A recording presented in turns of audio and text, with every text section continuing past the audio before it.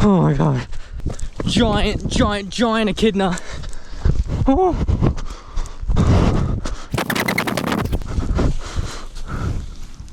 Oh.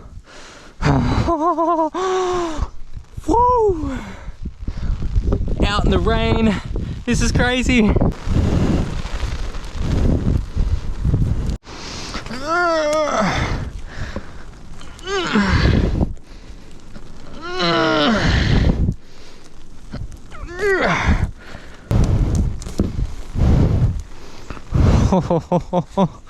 Have a look at that. How you going, buddy? What's up? This is amazing.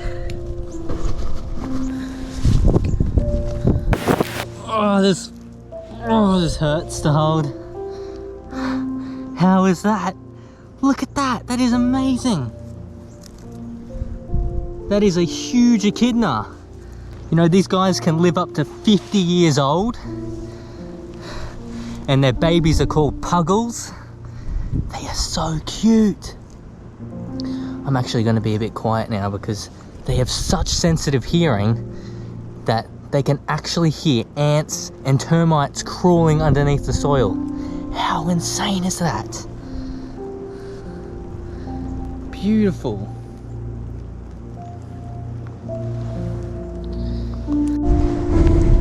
Oh.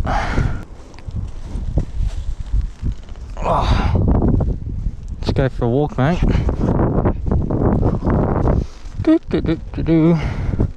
How's your day been? Not too bad? Yeah? Nice. It's good to hear.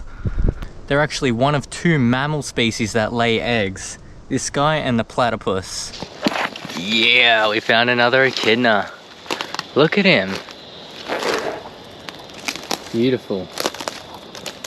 How are you? Right next to I think a honey ant nest. Putting those ears and sensitive hearing to work there. And they rely on scent trails to find their way back home. And they are mammals, so the females do have pouches and they can carry their baby puggles in them, but often they'll bury them back at their home while they're foraging and come back and dig them back up. It's so cute. No freaking way, I'm freaking out right now. So it took the echidna about 14 minutes to start moving again, but there's snot bubbles going out of the echidna. That's crazy. That's something that was only very recently documented. So to get really good footage of that, I mean, I'm buzzing right now. That is the coolest thing ever. And they actually use these snot bubbles to cool themselves down because they're very limited in what they can do to try and cool themselves down. Obviously, they're covered in fur underneath, full of spines. So yeah, amongst belly flopping on the floor, dispersing the heat, they also blow snot bubbles to try and cool themselves down. How amazing is that? And just the size of the snot bubbles they're able to blow. Like, I didn't realize it could be that big. That is just unreal.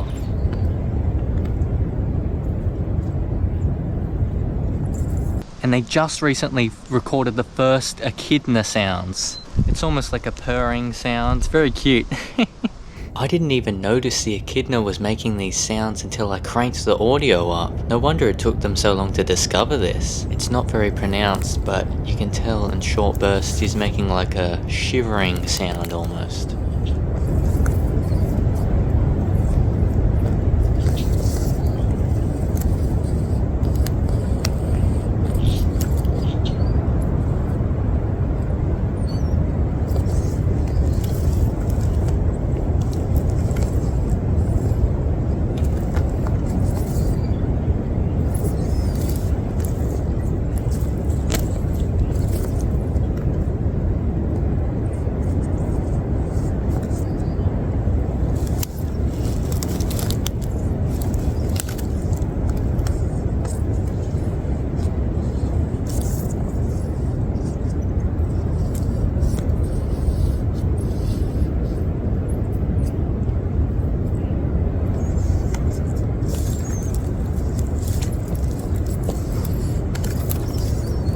but they actually believe that the reason they're doing this is to flirt with other echidnas during mating season, but this one's alone and he's doing it.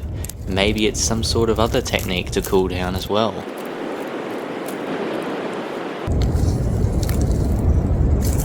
And there is no sight of him. He is well on his way.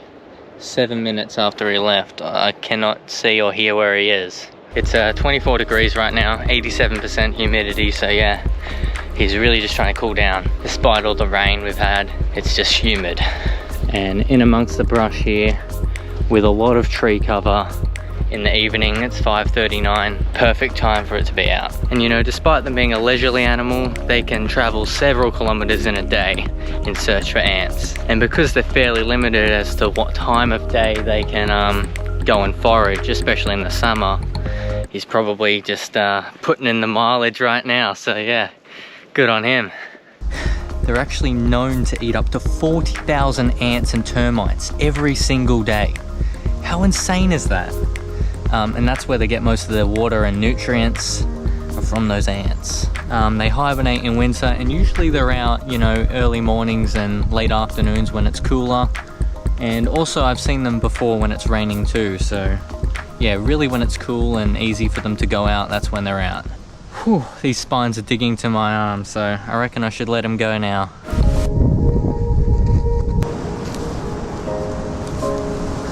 Okay, little buddy. This is right where I found you. Yeah, he definitely pricked up my hand there. That was worth it though. They're actually on our 5-cent coin too, in that nice position I had him in.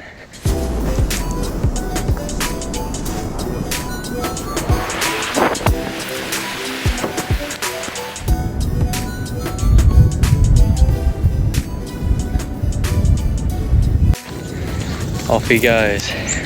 That was awesome.